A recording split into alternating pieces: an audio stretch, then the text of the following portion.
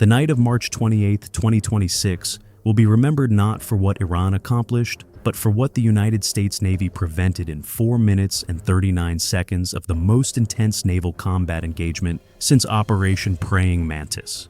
This is the complete tactical breakdown of how 19 months of Iranian operational planning, engineering development, and strategic coordination met the integrated air defense architecture of the United States Fifth Fleet in the Strait of Hormuz and failed spectacularly. We begin not at 0347 when the first missile launched, but at the moment this operation was conceived. Somewhere in the labyrinthine command structure of the Islamic Revolutionary Guard Corps, senior military planners asked a question that has haunted every nation facing American naval power since 1991.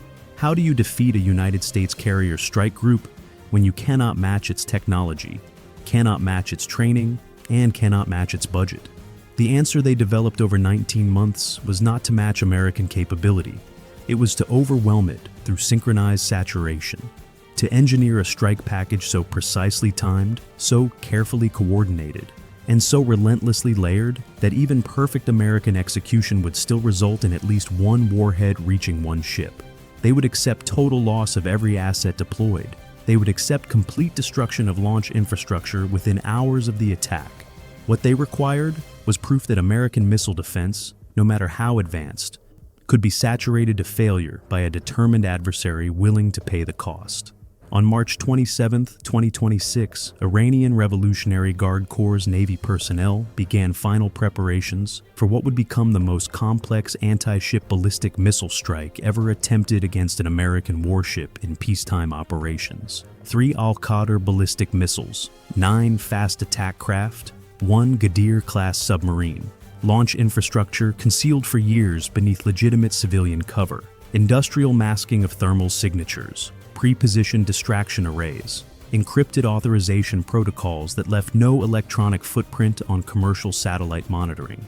Everything engineered around one 34-second window. The target was USS Boxer, a Wasp-class amphibious assault ship that represents 40,500 tons of American power projection capability, sailing through the central navigational channel of the Strait of Hormuz at 9 knots. Aboard were 1,800 United States Marines, 3,000 sailors, multiple F-35B, Lightning II 5th-generation strike fighters, H-1Z Viper attack helicopters, and enough ordnance to conduct independent amphibious operations against a defended coastline without external support. She was not alone. 9 nautical miles northwest, maintaining escort station, was USS Stout, an Arleigh Burke-class guided missile destroyer, Flight 2 A variant, displacement 9,200 tons, 90 vertical launch cells, Spy-1D phased array radar capable of tracking over 100 targets simultaneously. The Aegis Combat System Baseline 9C2 with integrated air and missile defense. This ship represented the cutting edge of American naval air defense technology, and every element of Iran's attack plan was designed specifically to overwhelm her capability. At 0346 hours and 12 seconds, 54 seconds before the first ballistic missile would launch, 9 Iranian fast attack craft of the PACAP, 2 class accelerated from behind a commercial tanker that had been holding stationary position 12 miles east of USS Boxer for 4 hours. Each craft displaced 65 tons, carried a crew of 8, mounted twin 23mm autocannon, and was armed with 2 C-704 anti-ship missiles with active radar homing and a range of 35 kilometers. Maximum speed 42 knots. Closing bearing 090 true. Target USS Boxer. Estimated time to launch position 18 minutes, but they would not survive 18 minutes. They were never intended to. Their mission was force USS Stout to divide fire control processing between surface and air threats during the most critical phase of ballistic missile defense, to pull Phalanx close-in weapon system coverage towards surface engagement, to occupy the SQ-S-89 sonar suite with surface classification while other threats developed from different vectors, to create target saturation at the exact moment when American combat systems would be stretched thinnest. And there was another threat already in position, At 0339 hours, 7 minutes before the fast attack craft began their run, an Iranian Ghadir-class midget submarine lay on the bottom of the Persian Gulf at 54 meters depth, 31 miles north-northeast of USS Boxer's track. She had been on station for 7 hours. Internal temperature had exceeded 82 degrees Fahrenheit since midnight.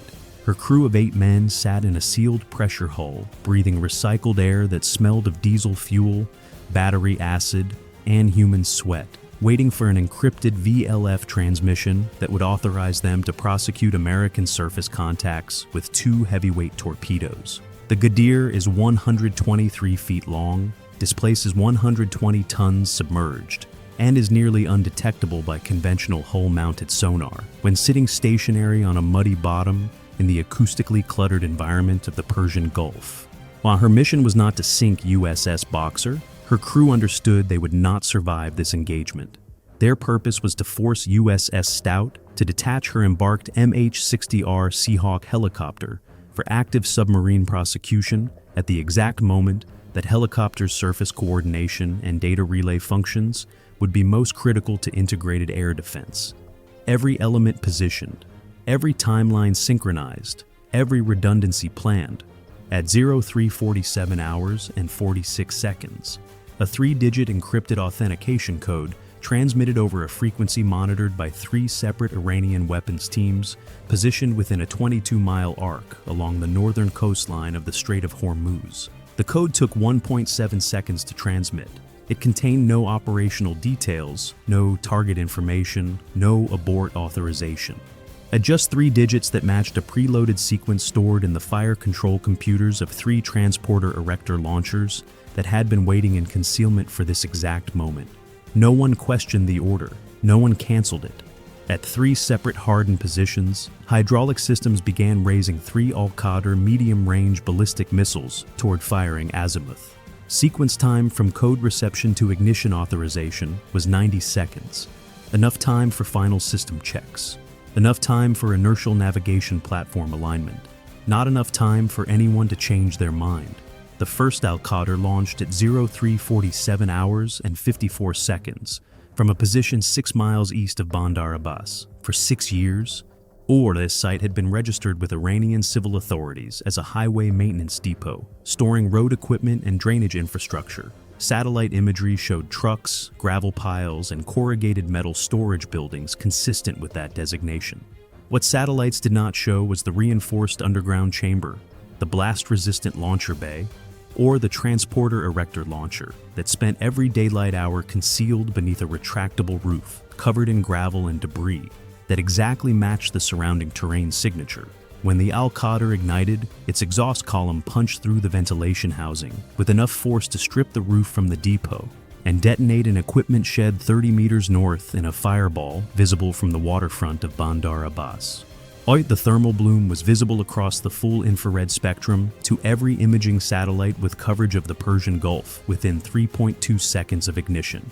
This was not operational security failure. This was intentional design. Iranian planners needed USS Boxer's AN/SPS 48E 3-dimensional air search radar and USS Stout's AN/SPY-1D phased array radar to detect this launch immediately. They needed American combat information centers to classify it as a ballistic threat, compute trajectory, designate it to fire control, and initiate intercept solution construction within seconds. They needed American attention locked on this missile, tracking it through boost phase, calculating intercept geometry, preparing to engage it with one of the most expensive weapons in the U.S. Navy inventory. While missiles 2 and 3 were still climbing from different positions on different timelines with different profiles designed to exploit the brief moment when American fire control was transitioning from one target to the next. 8 seconds after the first launch, at 0348 hours and 2 seconds, the second Al-Qadr ignited from a position 14 miles northwest near the coastline of Keshum Island. This launcher had been concealed inside a commercial shipping warehouse that processed legitimate cargo operations 6 days a week. 6 minutes before launch authorization, Islamic Revolutionary Guard Corps Navy personnel activated a pre-positioned industrial flare array 300 meters west of the launch site. 12 separate flare sources mounted on commercial utility poles ignited simultaneously, all producing 12 bright infrared point sources at ground level across a half-mile section of shoreline. When the second Al-Qadr launched, its exhaust plume appeared to overhead satellite surveillance against a background of infrared clutter that delayed classification by exactly 4.1 seconds compared to the first launch.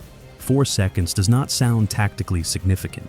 In an engagement where intercept windows are calculated in fractions of a second, and where kill vehicle maneuver authority is measured in meters per second of lateral acceleration capability, 4 seconds is the difference between clean intercept geometry and marginal engagement parameters that stress American interceptors to the edge of their performance envelope. 19 seconds later, at 0348 hours and 21 seconds, the third Al-Qadr launched from inside an operating boat repair facility 9 miles north-northeast of USS Boxer's current track. This facility had processed commercial maritime repair work every business day for 8 years. 73 vessels had been serviced at this location since 2018. Port Authority inspections had been conducted annually. Environmental certifications were current. Tax records matched revenue projections. And beneath the main repair building, accessible only through a hydraulically operated floor section, concealed beneath welding equipment and steel plate stock, was a vertical launch cell that had been constructed in 2022 and maintained in operational readiness for 4 years, waiting for this exact night. The Al-Qadr's exhaust columns stripped the corrugated steel roof from the repair building and sent flaming debris across the waterfront. USS Boxer's AN/SPS-48E radar detected the launch and classified it as a ballistic threat at 0348 hours and 27 seconds, 6 seconds after ignition. USS Stout's SPY-1D radar had been tracking thermal blooms over the northern coastline since the first launch and immediately correlated the third thermal signature with ballistic missile profile. The weapons officer aboard USS Boxer now had 3 separate ballistic tracks, building simultaneously on his tactical display. Track 1, bearing 348 degrees true, range 42 miles, altitude climbing through 80,000 feet, velocity Mach 4.6 and accelerating. Track 2, bearing 321 degrees true, range 46 miles, altitude 72,000 feet, velocity Mach 4.2. Track 3 bearing 014 degrees true, range 39 miles, altitude 63,000 feet, velocity Mach 3.9. 3 threats, 3 bearings, 3 different phases of boost arc, and the Aegis combat system aboard USS Boxer and USS Stout was computing engagement solutions for all 3 simultaneously. But the geometry was not optimal. A single ship's vertical launch magazine was never designed to engage 3 near-simultaneous ballistic threats from 3 different vectors without exhausting a significant percentage of its highest-value interceptor inventory. And that was exactly what Iran had calculated. But USS Boxer was not operating as a single ship. She was operating as part of an integrated air defense architecture that connected her sensors, her combat systems, her fire control networks, and her weapons magazines with those of USS Stout, and with airborne early warning assets, and with satellite surveillance, and with the entire sensor and engagement grid of United States 5th Fleet into one fused, real-time, continuously updated combat picture that could track every threat simultaneously and assign intercept responsibilities based on optimal engagement geometry rather than individual ship capability. USS Stout, positioned 9 nautical miles northwest of USS Boxer, had superior firing geometry on all 3 ballistic tracks. Her SPY-1D radar had been tracking thermal blooms over the northern Iranian coastline since the first launch cleared the horizon at 0347 hours and 58 seconds. Her Aegis combat system had already begun building preliminary engagement solutions before the second missile launched. By the time the third Al-Qadr ignited, USS Stout's weapons officer had a complete threat picture and was ready to engage. But at 0346 hours and 44 seconds, while the ballistic threat was still building, USS Stout's SQS-89 sonar suite detected high-speed surface contacts accelerating from behind a stationary merchant vessel 12 miles east of USS Boxer. Initial classification: 9 small fast attack craft. Speed 42 knots, bearing 270 true aspect angle closing. Estimated time to C-704 anti-ship missile launch range 14 minutes. The commanding officer of USS Stout now faced the exact tactical dilemma Iran had engineered. 3 ballistic missiles inbound from the north requiring immediate engagement with Standard Missile 3 and Standard Missile 6 interceptors. 9 fast attack craft closing from the east requiring engagement with Harpoon anti-ship missiles or 5-inch gunfire before they reach launch parameters. And somewhere beneath the surface, a possible submarine contact that his SQS-89 suite had classified as a Ghadir-class signature at 0344 hours based on a brief narrowband tonal detection that matched known Iranian submarine acoustic profiles.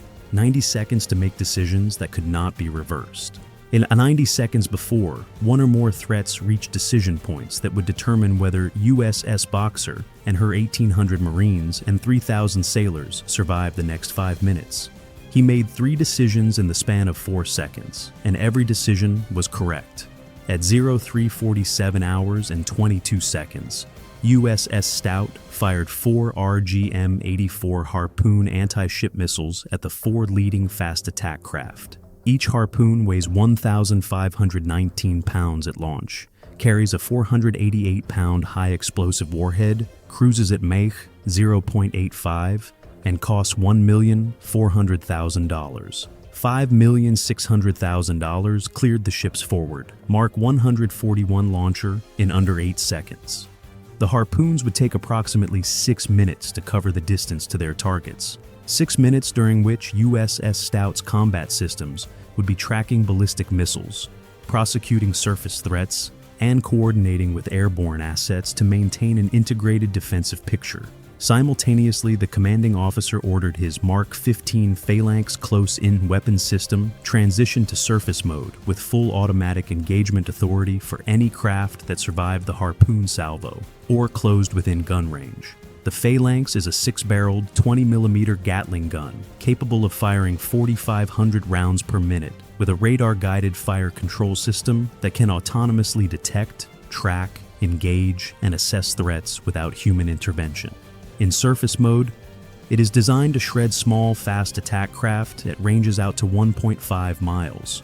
And at 0347 hours and 30 seconds, USS Stout's commanding officer authorized his embarked MH-60R Seahawk helicopter to prosecute the possible Ghadir-class submarine contact with Mark 54 lightweight torpedoes.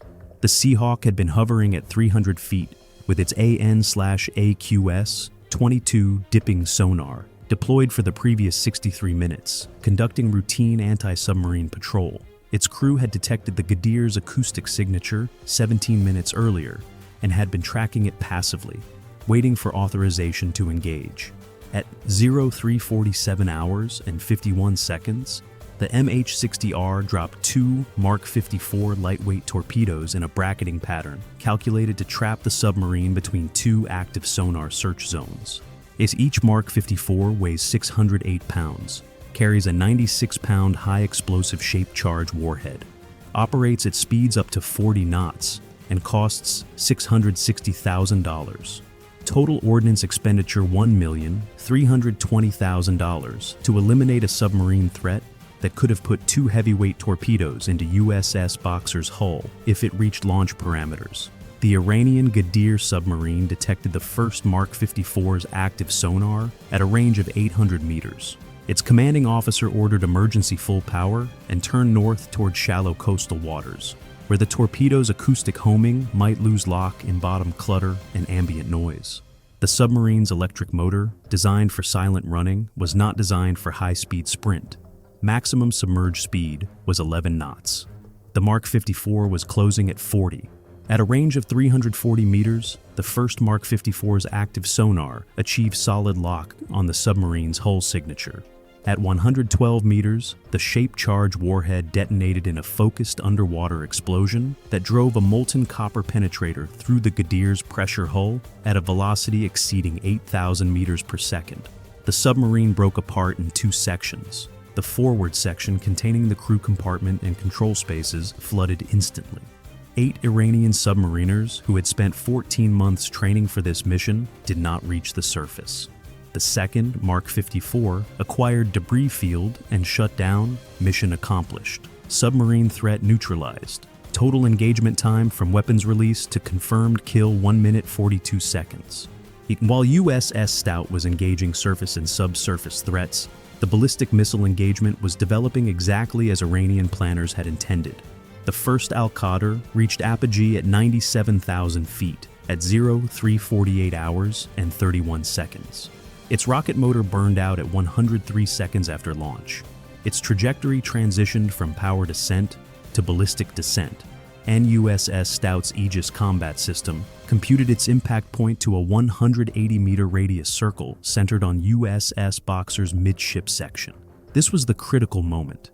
Iranian planners had designed the first Al-Qadr to be detected immediately, tracked continuously, and engaged with one of America's most expensive interceptors, while the second and third missiles were still in boost phase. The first missile was expendable. It was the distraction, the bait that would draw American fire control attention and consume American interceptor inventory, while the real threats continued climbing on trajectories that would only become clear after the first missile was already destroyed. At 0348 hours and 44 seconds, USS Stout fired one RIM-161 Standard missile, 3 Block 2A at the first Al-Qadr. The SM-3 Block 2A is a 4-stage hit-to-kill interceptor designed to destroy ballistic missiles in the mid-course phase of flight at altitudes exceeding 100 miles. It weighs 3,300 pounds at launch, stands over 21 feet tall, and costs $28 million. It does not carry a warhead. It destroys targets through kinetic energy impact, at closing speeds exceeding 20,000 miles per hour. The SM-3 cleared USS Stout's forward Mark 41 vertical launch system with a 21-ton thrust-solid rocket booster that accelerated it through the lower atmosphere in under 4 seconds. Stage separation occurred at 42,000 feet. Second stage ignited and pushed the interceptor to 63,000 feet, where the third stage separated and the kinetic kill vehicle deployed. The kinetic kill vehicle is 18 inches long, weighs 23 pounds, and contains an infrared seeker, onboard propulsion, and a guidance computer capable of processing targeting data and executing terminal maneuvers at accelerations exceeding 40 Gs. It does not rely on ground-based radar guidance. Once released, it homes autonomously on the infrared signature of its target, all computing intercept geometry and executing divert maneuvers to place itself directly in the path of an incoming warhead, traveling at speeds exceeding 2 miles per second. At 63,000 feet, the kinetic kill vehicle locked onto the Al-Qadr's upper stage, computed intercept solution, and executed a series of small thruster burns to align its trajectory. At 0349 hours and 48 seconds, the KKV impacted the Al-Qadr's upper stage at a combined closing velocity of 13,200 miles per hour, releasing kinetic energy equivalent to approximately 11 pounds of TNT. The Al-Qadr disintegrated. Its warhead, guidance system, and fuel tanks vaporized in a debris cloud that spread across 17 miles of atmosphere and fell harmlessly into the Persian Gulf, 19 miles northeast of USS Boxer. Bow's clean kill. Threat 1 neutralized at 0349 hours and 52 seconds. Total engagement time from launch detection to confirmed destruction, 2 minutes and 6 seconds. But while USS Stout's combat team was logging the first intercept and beginning post-engagement assessment, the second Al-Qadr was executing the most sophisticated terminal maneuver ever attempted by an Iranian ballistic missile against an American naval target at 0350 hours and 8 seconds. While the second Al-Qadr was descending through its post-apogee phase at 71,000 feet, its modified upper stage fired a 1.4-second lateral correction burn, using a small solid rocket motor that Iranian aerospace industries had spent 9 months developing and concealing from satellite surveillance. The burn generated 14,000 pounds of asymmetric thrust that shifted the missile's descent corridor 21 meters south and 4 degrees off its prior axis. This maneuver served 3 purposes. First, it placed the warhead's projected impact point directly in USS Boxer's forward track, compensating for the 11 seconds of time that had elapsed since the missile's inertial navigation platform had last updated its position estimate. Second, it altered the missile's radar cross-section presentation to USS Stout's SPY-1D radar by rotating the warhead 4 degrees, forcing the radar to reacquire and reclassify the target signature. And third, it demonstrated that Iran had developed genuine maneuvering re-entry vehicle technology capable of executing post-apogee trajectory corrections, a capability that significantly complicates ballistic missile defense and requires American interceptors to account for potential terminal maneuvers that can occur at any point during descent. USS Stout's Aegis combat system detected the trajectory change at 0350 hours and 11 seconds, 3 seconds after the maneuver burn completed. The SPY-1D radar momentarily lost track correlation as the warhead's aspect angle changed, then reacquired the target and began building a new engagement solution. Total track interruption, 11 seconds. In missile defense, 11 seconds might as well be 11 minutes. Or the updated trajectory showed the second Al-Qadr's re-entry vehicle descending on a narrow azimuth that required USS Stout to fire her SM-3 interceptors on a nearly vertical trajectory that would tax the kinetic kill vehicle's lateral divert capability to its maximum design limit. The engagement geometry was marginal, but it was the only geometry available. At 0350 hours and 31 seconds, USS Stout fired 2 SM-3 Block 2A interceptors in a ripple salvo separated by 3.2 seconds. 2 missiles, $56 million, clearing the forward vertical launch cells in under 5 seconds. Both interceptors climbed toward intercept positions based on projected engagement geometry, computed by the Aegis combat system. But the Iranians had built one more surprise into their second Al-Qadr. At 0350 hours and 47 seconds, as the first SM-3 kinetic kill vehicle was closing toward intercept at 81,000 feet, the Al-Qadr's maneuvering re-entry vehicle separated from its upper stage 4 seconds early. This was not malfunction. This was a pre-programmed early separation sequence that Iranian engineers had embedded specifically for this scenario. The re-entry vehicle contained its own compact inertial navigation system based on a laser ring gyroscope developed by Iranian aerospace industries using technology acquired from multiple sources over a 15-year period. It did not require external guidance updates. It did not depend on GPS navigation. It was completely autonomous, steering itself toward USS Boxer using only internal sensors and preloaded target coordinates. The first SM-3 kinetic kill vehicle impacted the empty Al-Qadr upper stage exactly where its guidance computer predicted the warhead would be. The impact generated a debris cloud visible on radar as a slowly dispersing bloom of metal fragments. The KKV's onboard sensors registered successful intercept. Mission accomplished. Threat destroyed. Except the actual warhead was already 600 meters downrange, falling free. Still guiding, still maneuvering, and now invisible to the SM-3's infrared seeker because its thermal signature was masked by the expanding cloud of hot debris from the destroyed upper stage. The second SM-3 received updated track data from USS Stout's SPY-1D radar, showing the separated re-entry vehicle at 0350 hours and 53 seconds, as its kinetic kill vehicle attempted to redirect toward the new target. But the geometry was extremely poor. It had been launched to intercept the upper stage and was now being commanded to maneuver toward a target 600 meters off its original intercept trajectory, while both the KKV and the warhead were traveling at speeds exceeding 2 miles per second. The KKV executed maximum divert burns, burning through its limited maneuvering propellant in 3.1 seconds of maximum lateral thrust. It could not achieve direct impact, but at 74,000 feet, it closed to within 8 meters of the Al-Qadr's re-entry vehicle and executed proximity detonation of its fragmentation ring. The SM-3 Block 2A does not carry a traditional explosive warhead, but it does carry a fragmentation enhancement ring designed to improve kill probability against targets that cannot be engaged by direct kinetic impact. The ring detonated, sending hundreds of hardened steel fragments expanding outward at velocities exceeding 5,200 meters per second.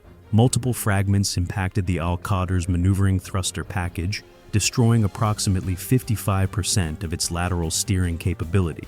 Additional fragments stripped away roughly 40% of the warhead's thermal protection casing, exposing internal components to aerodynamic heating loads they were never designed to withstand. The re-entry vehicle was severely damaged, but it was not destroyed. Its laser ring gyroscope was still operational. Its guidance computer was still computing corrections. Its projected impact point was still a 90-meter radius circle centered on USS Boxer's forward flight deck, where multiple F-35B Lightning II aircraft sat parked within 60 meters of aviation fuel, manifolds, and weapons elevator hatches. And it was falling at Mach 6.8 directly toward the heart of USS Boxer's air wing. This was the nightmare scenario. A damaged but still functional warhead, with reduced but not eliminated maneuvering capability descending through the engagement envelope where SM-3 interceptors could no longer reach it, and where shorter-range SM-6 missiles and point defense systems would have only seconds to engage before impact. Iranian planners had designed this exact outcome: sacrifice the first missile to consume interceptor inventory, while separate the second missile's re-entry vehicle early to complicate engagement geometry. Damage it enough that it looks like a kill to American fire control, but leave it functional enough to continue terminal guidance, and force the defending ships to expend additional interceptors in an increasingly desperate attempt to stop a warhead that might already be unstoppable. Meanwhile, the third Al-Qadr was executing its own post-apogee maneuver. At 03:51 hours and 4 seconds, its upper stage fired a correction burn that shifted its trajectory 12 degrees off original bearing, extending its range and placing its re-entry vehicle on a converging approach toward USS Boxer's stern quarter, from a direction that USS Stout's original engagement geometry had not anticipated. This missile was attacking from a different angle, forcing American fire control to divide attention between two simultaneous threats approaching from the different vectors at different altitudes with different timelines.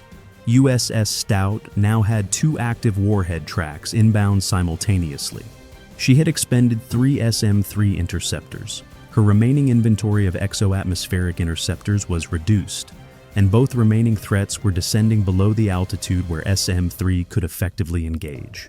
Her primary remaining long-range intercept capability was the RIM-174 Standard Missile 6, an advanced multi-mission interceptor that can engage aircraft, cruise missiles, and ballistic missile warheads in their terminal descent phase.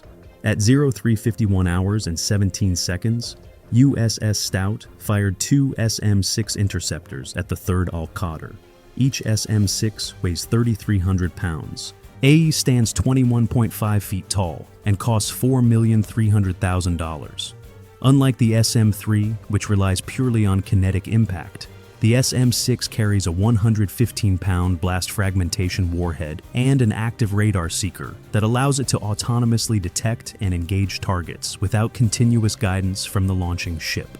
The first SM-6 climbed to 38,000 feet, and its active radar seeker locked onto the third Al-Qadr's re-entry vehicle at a range of 9.1 miles. The warhead, still under guidance, detected the incoming interceptor and attempted a defensive maneuver, pulling a 14G turn to evade. But the SM-6 is designed to engage highly maneuverable targets. Its control surfaces responded instantly, matching the turn inside the warhead's maneuver radius and closing to 19 meters before detonating its blast fragmentation warhead. The explosion sent a conical pattern of tungsten fragments expanding outward at 5,200 meters per second. Multiple fragments penetrated the Al-Qadr's guidance bay, destroying its laser ring gyroscope, severing power connections, and rendering its steering thrusters inoperative. The warhead instantly transitioned from a guided threat to a ballistic object with no steering capability, no guidance, and no ability to correct its trajectory. It became, in technical terms, a hypersonic rock falling under the influence of gravity and aerodynamic drag alone.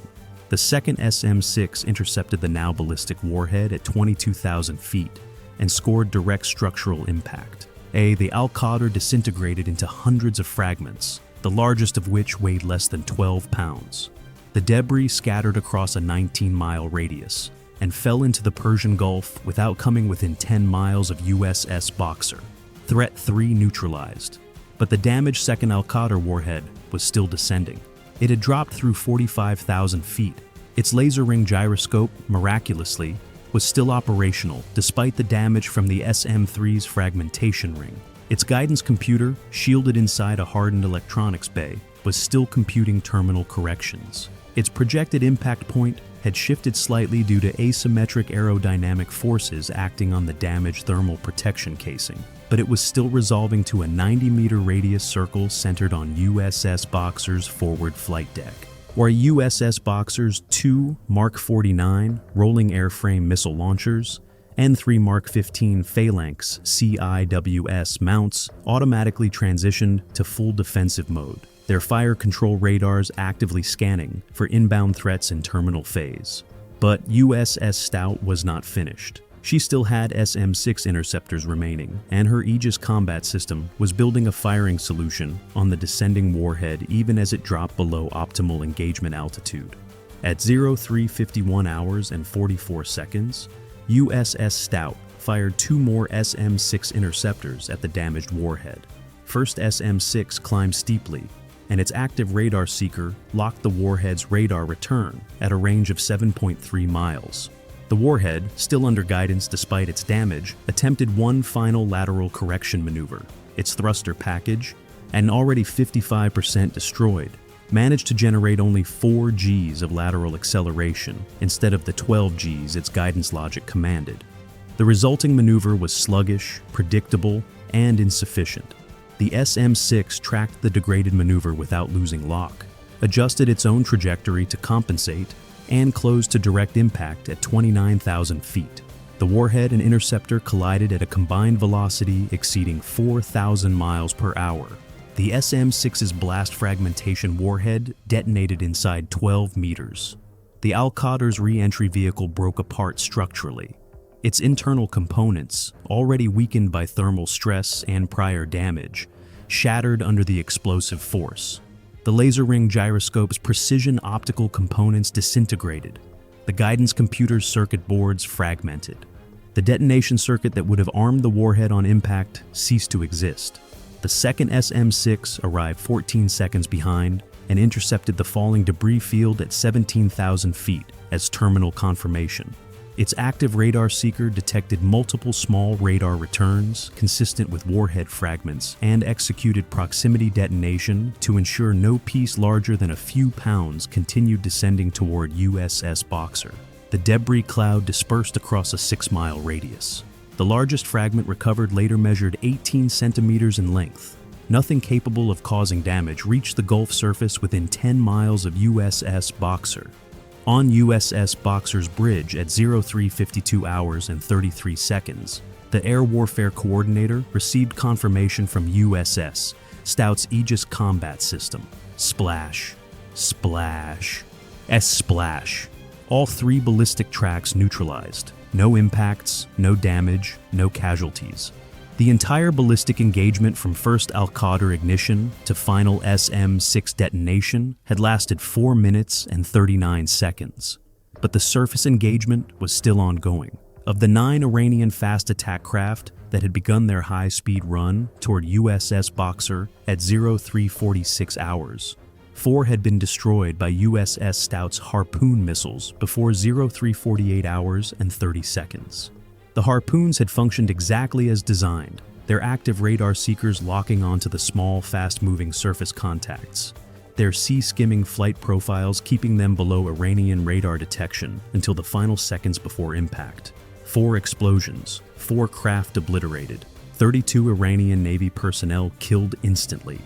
The remaining 5 craft continued closing at 42 knots. At 03:51 hours and 2 seconds, USS Stout's Mark 15 Phalanx CIWS, operating in surface mode with full automatic engagement authority, detected 2 of the remaining craft entering its maximum effective range. The Phalanx radar locked both targets, computed firing solutions, and opened fire with both forward and aft mounts simultaneously.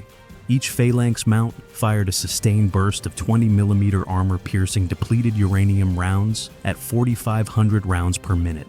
The combined fire from both mounts placed over 800 rounds downrange in less than 11 seconds. The first fast attack craft disintegrated under the impact of 73 hits that shredded its hull, detonated its fuel tanks, and killed its crew before they could react. The second craft was hit 41 times, caught fire, lost propulsion, and began sinking. Neither craft launched missiles. 3 Iranian fast attack craft remained, now 6.2 miles from USS Boxer and still accelerating. But at 03:48 hours and 55 seconds, USS Boxer had launched 2 AH-1Z Viper attack helicopters the moment the first Al-Qadr inbound track had been confirmed. Each Viper carried 8 AGM-114 Hellfire missiles, a 20mm cannon, and a crew trained to engage fast-moving surface targets in literal combat environments. The first Viper achieved firing position at 03:51 hours and 8 seconds and engaged the nearest fast attack craft at a range of 4.1 miles with a single Hellfire missile. The Hellfire is a laser-guided precision weapon designed to destroy armored vehicles, but against a 65-ton fast attack craft with minimal armor, it was catastrophically effective. The missile impacted the craft's forward section, penetrated into the crew compartment, and detonated its shape-charge warhead. The craft exploded and sank within 90 seconds. 8 more Iranian sailors dead. The second Viper engaged a fourth craft at 03:52 hours and 20 seconds with another Hellfire. Impact, explosion, sinking.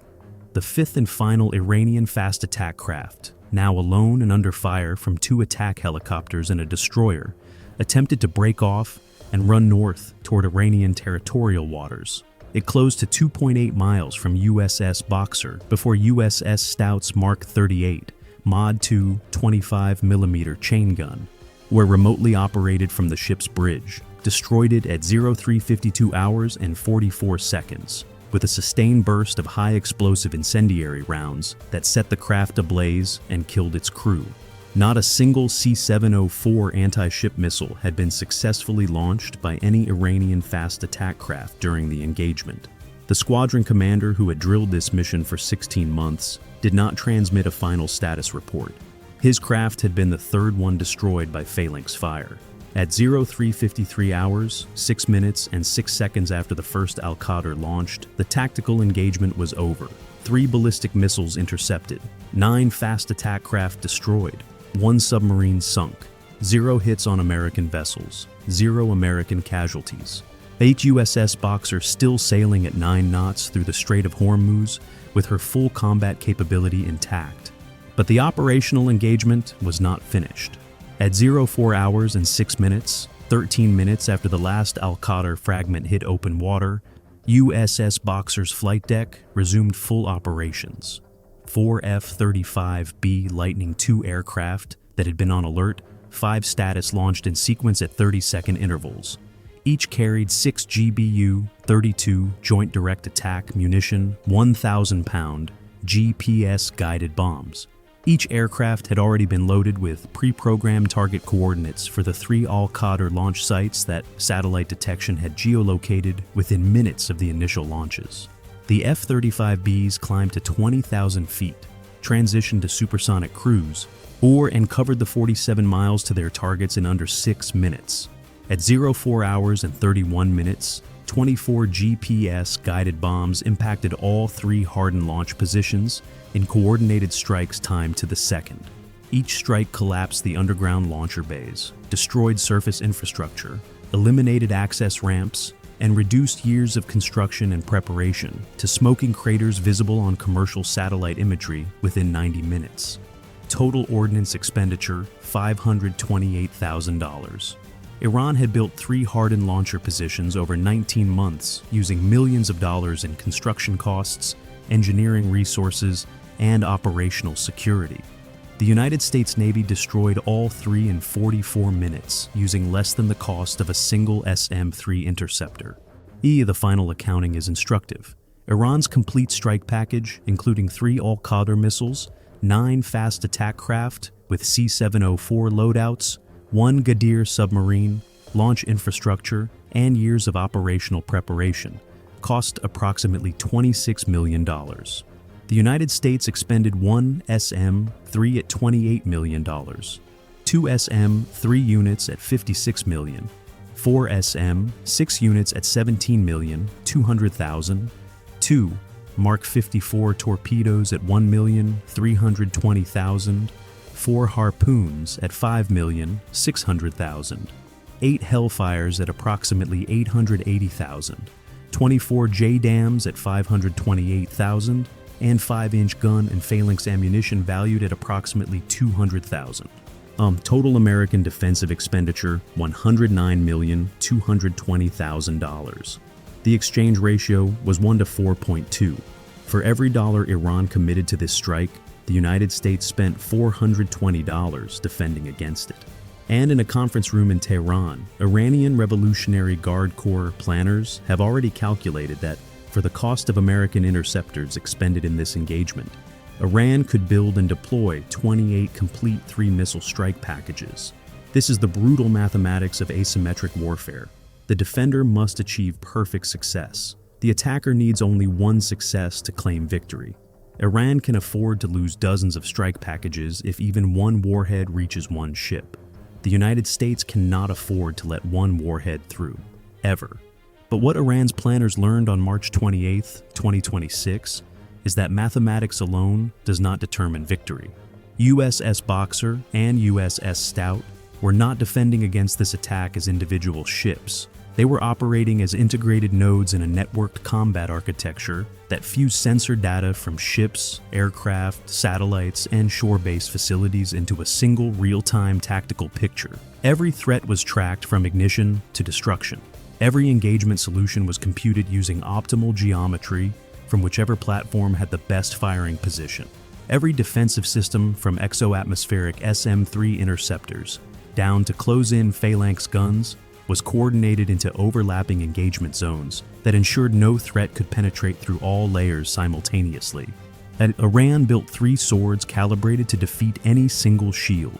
The United States Navy was not standing behind a single shield. It was standing behind 9 overlapping shields that shared the same sensors, the same fire control, and the same kill chains, creating a defensive architecture that could see everything, track everything, and engage everything simultaneously without ever losing situational awareness for more than 11 seconds. 4 minutes and 39 seconds of combat, 19 months of Iranian planning, complete tactical defeat, and 3 launch sites reduced to rubble within 1 hour of the first missile launch. This engagement will be studied in naval war colleges for decades as the definitive proof that integrated air and missile defense, when properly executed by trained crews operating advanced systems, can defeat even the most sophisticated saturation attacks that a determined adversary can engineer. The age of the aircraft carrier is not over. The era of American naval dominance is not ending. And the Strait of Hormuz remains an American-controlled waterway where 1,800 Marines and 3,000 sailors aboard USS Boxer continue their mission, unharmed, undeterred, and ready for whatever comes next.